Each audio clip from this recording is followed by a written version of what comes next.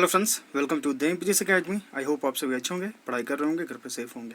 हम लोगों ने कल से जीएस के बेसिक क्वेश्चंस को करना शुरू किया है। ठीक, एसएससी में जो है, एसएससी के आप किसी भी एग्जाम में बैठेंगे तो आपको वहाँ पर 25 क्वेश्चंस जीएस के आते हैं। 25 क्वेश्चंस यानी कि 50 मार्क्स। ठीक, हर एक सेक्शन आपके लिए इंपॉर्टेंट होता है, चाहे आप मैथ्स बना रहे हो, इंग्लिश बना रहे हो, रीजनिंग बना रहे हो या फिर जीएस बना रहे हो। ठीक, ये सारे सेक्शंस आपके लिए जो है इम्पॉर्टेंट हैं, क्योंकि हर एक सेक्शन इक्वली मार्क जो है कैरी करता है। यहाँ पर 200 मार्क्स होते हैं आपके। ठीक, तो हम लोग जो है इंग्लिश तो कर रहे हैं साथ साथ में। ठीक, इंग्लिश जो है हम लोगों ने एमबी पब्लिकेशन बुक से सॉल्यूशन किया है 2016 से 2020 तक जितने भी एग्जाम्स हुए हैं एसएससी के द्वारा। तो इंग्लिश के सारे क्वेश्चंस हम लोगों ने पीटी और मेंस सभी के क्वेश्चंस हम लोगों ने सॉल्यूशन किए हैं। अभी हम लोग कर रहे हैं जीएस के जो बेसिक क्वेश्चंस हैं। एक्चुअली मेरा आइडिया ये था कि प्रीवियस ईयर क्वेश्चंस का जो है आपको सॉल्यूशन कराया जाए, लेकिन जब हम क्वेश्चंस को जैसे कि पैटर्न जब देख रहे थे तो उसमें हमें ये लगा कि सबसे पहले हम बेसिक्स जो हैं, जितने भी बेसिक्स जो हैं हर एक टॉपिक का, वो हम आपको पहले क्लियर कर दें। उसके बाद जो है उससे रिलेटेड जो भी क्वेश्चंस आएगा वो भी हम इस फॉर्मेट में आपको बताते चले जाएंगे। ठीक है, और जो मिसलेनियस क्वेश्चंस होंगे उनका भी सॉल्यूशन आपको दिया जाएगा। तो लेसन को कंप्लीट देखिए, हर एक क्वेश्चन हर एक सेंटेंस आपके लिए इंपॉर्टेंट हो जाएगा, क्योंकि क्वेश्चन जो है कहीं से भी बन सकता है। ठीक है, तो ये जो जीएस के क्वेश्चन आपको प्रोवाइड किए जा रहे हैं एसएससी रेलवे के लिए तो इम्पोर्टेंट है ही, और कुछ क्वेश्चन जो हैं आपके पीसीएस, जैसे कि अगर आप बिहार से हैं तो बिहार पब्लिक सर्विस कमीशन, ठीक है, उत्तर प्रदेश से हैं तो Uttar Pradesh public service commission, इन एग्जाम्स में भी कुछ क्वेश्चंस आ सकते हैं। हम कुछ क्वेश्चंस इसलिए बोल रहे हैं क्योंकि उन एग्जाम्स का जो लेवल है वो थोड़ा जो है हाई होता है, इसलिए जो है हम ये कह रहे हैं कि उन एग्जाम्स में कुछ क्वेश्चंस इनसे आ सकते हैं, लेकिन एसएससी और रेलवे के एग्जाम्स के लिए ये सफिशियंट है। ठीक है, तो लेसन को कंप्लीट देखिए। अगर कहीं पर कोई कंफ्यूजन हो, डाउट हो तो कमेंट सेक्शन बॉक्स में कमेंट कर दीजिएगा। कल हम लोगों ने गौतम बुद्धा के बारे में पढ़ा था, पार्ट 1 हम लोगों ने किया था। ठीक है, तो चलिए आज रिकॉल कर लेते हैं जल्दी से, उसके बाद फिर हम लोग आगे पढ़ेंगे। गौतम बुद्ध, जिनका बचपन का नाम सिद्धार्थ, पिता का नाम सुशोधन, माता का नाम महामाया। महामाया जो है उनका डेथ हो गया था लगभग गौतम बुद्ध के 7 से 8 महीने के जन्म लेने के बाद ही। तो उनकी सौतेली माँ जो है गौतमी, ठीक, इन्होंने गौतम बुद्ध का पालन पोषण किया। इनकी पत्नी का नाम यशोधरा था, पुत्र का नाम राहुल, और इनके जन्म स्थान कहाँ था तो लुम्बिनी। ठीक है, लुम्बिनी जो कि नेपाल में है। ये कल हम लोगों ने किया था, आज हम लोग इसका जो है बस रिकॉल कर रहे हैं। ठीक, देखिए गौतम बुद्ध जो है वो एक राजा के घर से जो है बिलोंग करते थे। ठीक है, राजा के घर से बिलोंग करते थे। शाक्य जो है आपका संप्रदाय, यहाँ पर देखिए हम लोगों ने पढ़ा था, जो कुल है शाक्य वो उनसे बिलोंग करते थे। ये भी इंपॉर्टेंट क्वेश्चन है, एसएससी ये पूछ चुका है ऑलरेडी। ठीक, कि गौतम बुद्ध जो है किस कुल से संबंधित हैं, तो शाक्य। ठीक, तो यहाँ पर जो है वो एक राजा के फैमिली से बिलोंग करते थे, तो वो हमेशा जो है उनके पिता घर में ही उन्हें रखते थे। ठीक है, उन्हें घर में रखते थे। जब वो बड़े हुए धीरे धीरे, जब जैसे हम लोग बड़े होते जाते हैं धीरे धीरे, तो हम लोग बाहर निकलते हैं, घर से बाहर निकलते हैं। ठीक, तो घर से जब बाहर निकलते हैं तो उन्होंने जो है कुछ चीज़ों को देखा, उनको ऑब्जर्व किया, जैसे कि एक वृद्ध व्यक्ति, ठीक, एक जो है मृत व्यक्ति, एक वृद्ध व्यक्ति, एक मृत व्यक्ति, एक रोता हुआ व्यक्ति। इस तरह से उन्होंने जो है कुछ कॉन्सिक्वेंसेस देखे। तो वहाँ पर जो है उन्होंने जो है सोचा कि ये क्या हो रहा है, तो उन्होंने सांसारिक दुनिया के बारे में जाना, और उसके बाद जो है वो उन्होंने गृह त्याग किया कि मैं जो है इस दुनिया को समझूंगा, इस संसार को समझूंगा, ज्ञान की प्राप्ति करूंगा। ठीक, तो उन्होंने जो है अपने 29 वर्ष की आयु में गृह त्याग किया, जिसे बौद्ध धर्म में महाभिनिष्क्रमण कहा जाता है। तो अगर आपसे क्वेश्चन पूछा जाए कि बौद्ध धर्म में गृह त्याग को क्या कहा जाता है, तो महाभिनिष्क्रमण। और इन्होंने गृह त्याग कब किया था, 29 वर्ष की आयु में। तो आयु भी याद करना है आपको, और इसे क्या कहा जाता है उससे भी याद करना है, ये हम लोगों ने कल किया था। ठीक, ज्ञान की प्राप्ति हुई उन्हें 35 वर्ष की उम्र में, जिसे निर्वाण कहा गया। पहला उपदेश उन्होंने सारनाथ में दिया गया, जिसे धर्म चक्र परिवर्तन कहा गया। उनकी मृत्यु हुई जिसे हम लोग परिनिर्माण कहते हैं। मृत्यु कहाँ हुई वो हम लोग आगे के स्लाइड्स में पढ़ेंगे। ठीक है, और जो ये आपका ज्ञान का प्राप्ति हुआ इसके बारे में भी हम लोग डिटेल में आगे के स्लाइड्स में पढ़ेंगे। ठीक, चलिए महत्वपूर्ण चिन्ह इनसे संबंधित, यानी कि गौतम बुद्ध से संबंधित, तो जन्म से संबंधित जो है कमल है, साढ़ है, हाथी है। देखिए बौद्ध धर्म का प्रचार जो है बहुत सारे राजाओं ने किया, खास करके अशोक ने। ठीक, तो अशोक ने अपने पुत्र को जो है श्रीलंका भेजा था, तो वो वहां जाकर जो है उनका प्रचार किया। ठीक, तो जहां जहां ये गए वहां वहां जो है इनका अलग अलग जो है जो चिन्ह वो बनता गया। ठीक, तो जन्म के लिए कमल भी ऑप्शन दिया जा सकता है, सांड भी दिया जा सकता है और हाथी भी दिया जा सकता है। इनके गृह त्याग का जो चिन्ह है वो है आपका घोड़ा, मृत्यु का चिन्ह है स्तूप, उपदेश का चिन्ह है आस्ट स्पोक्ड व्हील। इसका हिंदी हमको एक्चुअली समझ में नहीं आ रहा था क्योंकि थोड़ा मीडियम का प्रॉब्लम है। ठीक, लेकिन हम आपको फिगर बता सकते हैं कि ये जो आपका 8 स्पोक है ये आपका इस प्रकार का होगा। ठीक, तो ये 8 स्पोक व्हील जो है आपका उपदेश के लिए चिन्ह है और मोक्ष प्राप्ति के लिए जो है बोधि वृक्ष का चिन्ह अपनाया गया। ठीक, फिलॉसफी क्या है, गौतम बुद्ध ने जो है, अगर आपसे क्वेश्चन ये कोई पूछे कि गौतम बुद्ध भगवान में मानते थे या नहीं मानते थे, ठीक, उन्होंने भगवान के बारे में क्या बोला, तो गौतम बुद्ध ने जो भगवान के अस्तित्व के बारे में न ही नेगेटिव चीज बोले न ही पॉजिटिव चीज उन्होंने बोला। ठीक है, यानी कि न तो उन्होंने स्वीकारा और न ही नकारा, यानी कि वो न्यूट्रल रह गए। ठीक, उन्होंने न ही पॉजिटिव बोला न ही जो है नेगेटिव, उन्होंने कहा कि मैं उसके बारे में कुछ नहीं बोलूंगा, मतलब कि वो मौन रहे भगवान के अस्तित्व के बारे में। ठीक है, चलिए अब इससे क्वेश्चन हम लोगों ने कल किया था कि बौद्ध धर्म के संस्थापक कौन है, गौतम बुद्ध। गौतम बुद्ध का जन्म कब हुआ था, 563 ईस्वी पूर्व, आपके इंपॉर्टेंट है। गौतम बुद्ध का जन्म का स्थान कहाँ है, हम लोगों ने पढ़ा था लुम्बिनी कपिलवस्तु नेपाल में। फिर आगे क्वेश्चन हम लोगों ने पढ़ा था गौतम बुद्ध के बचपन का नाम सिद्धार्थ, गौतम बुद्ध के पिता का नाम सुशोधन, इनकी माता का नाम महादेवी माया देवी, और जब इनका डेथ हुआ तो उनकी जो पालन पोषण करने वाली माँ थी सौतेली माँ प्रजापति गौतमी। और ये आपके लिए इंपॉर्टेंट है कि गौतमी जो है पहली महिला थी जिन्होंने बौद्ध धर्म को अपनाया। तो ये आपको याद रखना है कि पहली महिला कौन थी जिन्होंने बौद्ध धर्म को अपनाया, तो वो थी गौतमी। ठीक है, महात्मा बुद्ध के पत्नी का नाम क्या था, यशोधरा, जैसा कि हम लोगों ने प्रीवियस स्लाइड्स में पढ़ लिया है। अब हम लोग यहाँ से आगे कैरी फॉरवर्ड करेंगे। ठीक, गौतम जो बुद्ध थे उनकी मृत्यु के बाद जो है उनकी जो उपदेश थे और भी सारी जो चीजें गौतम बुद्ध से बौद्ध धर्म से संबंधित हैं उनके बारे में जो है यहाँ पर हम लोग आगे पढ़ेंगे। ठीक, तो बौद्ध धर्म में 4 संगीतियां हुई। ठीक, बौद्ध धर्म में 4 संगीतियां हुई। तो पहला जो संगीति है वो कहाँ हुआ था, राजगृह में हुआ था। ठीक है, यहाँ पर जो है राजा किसने जो है बौद्ध संगीति की जो है आगे लेकर वो चला, वो था आपका अजातशत्रु।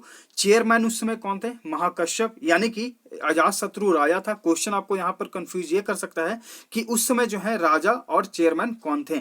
ठीक, तो राजा थे अजातशत्रु, चेयरमैन थे महाकश्यप। ठीक, तिथि अगर आपसे पूछा जाए तो 483 ईस्वी से 400 BCE। पहले बौद्ध संगीति में धम्म को संकलित किया गया। ये जो धम्म क्या है ये हम लोग आगे के स्लाइड्स में पढ़ेंगे। तो आपके लिए इंपॉर्टेंट क्वेश्चन यहाँ पर सारे जो यहाँ पर आपको दिए गए हैं वर्ड्स, ये सारे वर्ड्स आपके लिए इंपॉर्टेंट है। आपसे क्वेश्चन ये भी पूछा जा सकता है कि पहला बौद्ध संगीति कहाँ हुआ था, तो राजगृह में। उस समय राजा कौन था, अजातशत्रु, जिसने इसे कंडक्ट करवाया। ठीक, उसमें जो है पहला बौद्ध संगीति हुआ तो चेयरमैन उसका कौन था, तो महाकश्यप। तिथि क्या थी, 483 से 400 ईस्वी BC पूर्व। और जो पहली बौद्ध संगीति का जो है फीचर क्या था, यानी कि इसमें क्या मतलब कि निकल कर बाहर आया, तो इसमें जो है धम्म को संकलित किया गया। धम्म क्या है हम लोग आगे के स्लाइड्स में पढ़ेंगे। फिर आता है दूसरा बौद्ध संगीति, ये कहाँ कंडक्ट हुआ था, वैशाली में। किसके द्वारा, कालाशोक के द्वारा। इसके चेयरमैन कौन थे, शबकमी। और तिथि क्या है, 383 ईस्वी पूर्व। इस दूसरे बौद्ध संगीति में महासंघिका और थेरवाद में विभाजन हुआ। ये आपके लिए इंपॉर्टेंट है, ये पीसीएस में पूछता है। ठीक, आते हैं थर्ड पे। जो आपका तीसरा बौद्ध संगीति है वो कहाँ कंडक्ट हुआ था, पाटलिपुत्रा में। राजा उसमें किसने कंडक्ट कराया था, अशोक ने। चेयरमैन कौन थे इस तीसरे बौद्ध संगीति के, मोगलीपट्टाधीशा। और तिथि क्या है, 250 BCE। ठीक, इस तीसरे बौद्ध संगीति में अभिधम्म पीठिका का संकलन हुआ। अभिधम्म पीठिका क्या है, 3 पीठक होते हैं बौद्ध धर्म में, इसके बारे में हम लोग आगे के स्लाइड्स में पढ़ने वाले हैं। फिर आपका चौथा संगीति। ठीक, चौथा संगीति जो है इसमें स्थान क्या था, कहाँ हुआ था, तो कश्मीर कुंडल वन में। अगर स्पेसिफिक जो है आपका पूछे तो ये था आपका कुंडल वन कश्मीर में है। ठीक, ध्यान रखिएगा। फिर राजा किसने कंडक्ट करवाया था, कनिष्क ने। चेयरमैन कौन थे, वासुमित्र। और अगर आपसे पूछे कि वाइस चेयरमैन कौन थे, तो वाइस चेयरमैन थे वासुमित्र। ठीक, जो जिनके जो है शिष्य थे। ठीक, तो यहाँ पर आपसे 3 क्वेश्चन पूछा जा सकता है कि वाइस चेयरमैन कौन थे, तो वासुमित्र, अश्वघोष।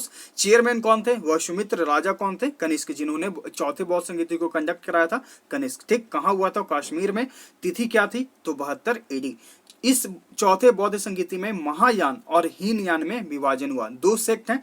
ठीक, गौतम मतलब कि बौद्ध धर्म में 4 सेक्ट रहते हैं। यहाँ पर 2 सेक्ट्स के बारे में हम लोग पढ़ेंगे जो हमारे एग्जाम के लिए रिलेवेंट है, महायान और हीनयान। ठीक, तो महायान और हीनयान के बारे में हम लोग आगे पढ़ने वाले हैं, लेकिन आपको ये ध्यान रखना है कि बौद्ध धर्म में जो है चौथे बौद्ध संगीति में महायान और हीनयान का विभाजन हुआ था। ठीक, चलिए आगे पढ़ते हैं। त्रिपिटका, जैसा कि हम लोगों ने अभी पढ़ा अभिधम्म पिटका, तो यहाँ पर देखिए अभिधम्म पिटका जो क्या है, इसमें बुद्ध के विचारधाराओं का संकलन किया गया है। ठीक, बुद्ध के विचारधाराओं का संकलन किया गया तीसरे पिटक में, जिसे हम लोग अभिधम्म पिटक बोलते हैं। दूसरा जो पिटक है वो है आपका विनय पिटक, जिसमें मठवासी के लिए नियम का संकलन, यानी कि जो आपका मठ है गौतम बुद्ध का, वहां पर जो मोनेस्ट्रीज रहते हैं उनके लिए जो नियम बनाए जाते हैं वो विनय पिटक में संकलित किया गया है।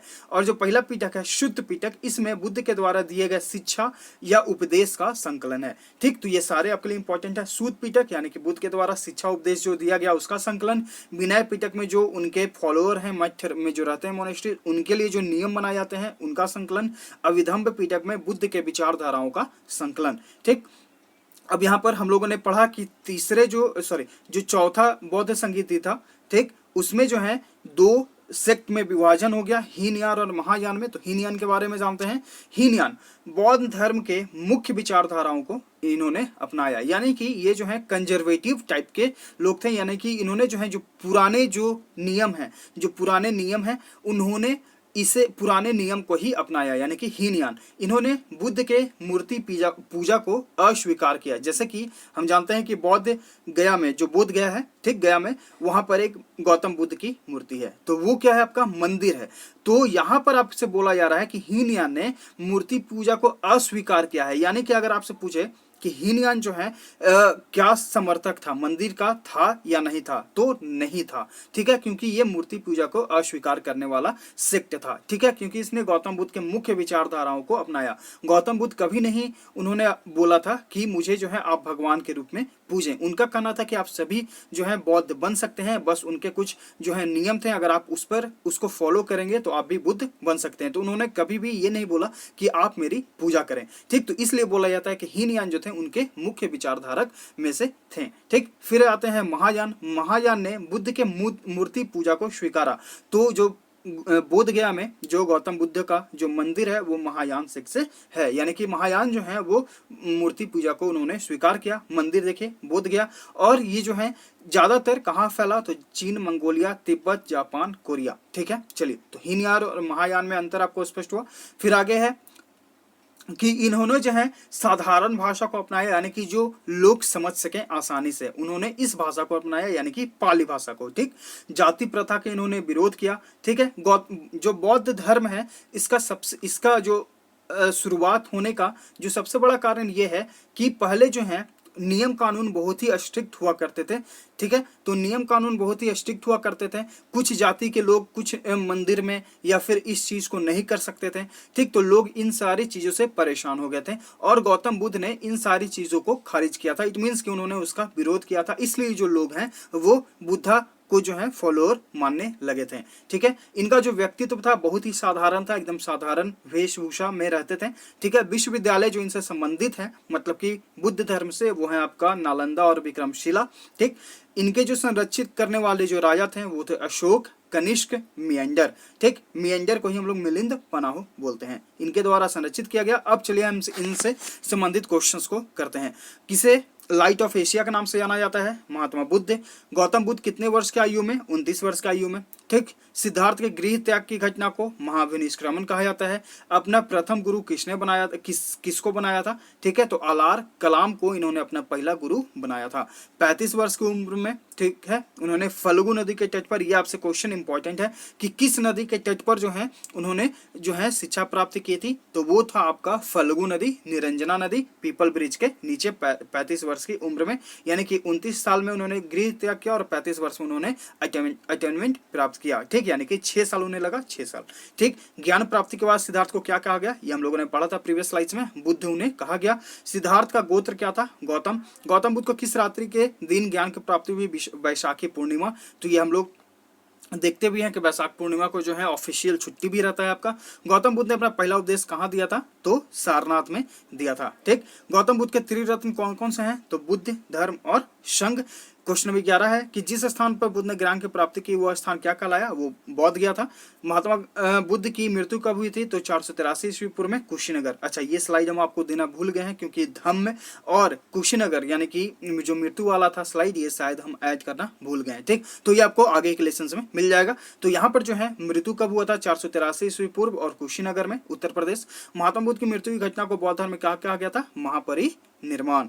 ठीक, प्रथम बौद्ध संगीति किसके शासन काल में हुआ था? ये हम लोगों ने पढ़ा है, अजात शत्रु। कहाँ हुआ था तृतीय बुद्ध संगति? पाटलिपुत्र। चौथा बुद्ध संगति कुंजलवन, कश्मीर। आपको कमेंट सेक्शन में बताना है कि द्वितीय बौद्ध संगीति के किसके शासन काल में हुआ था। ये हम लोगों ने पढ़ा है प्रीवियस स्लाइड्स में, तो आप कमेंट सेक्शन बॉक्स में जरूर कमेंट करके बताइएगा।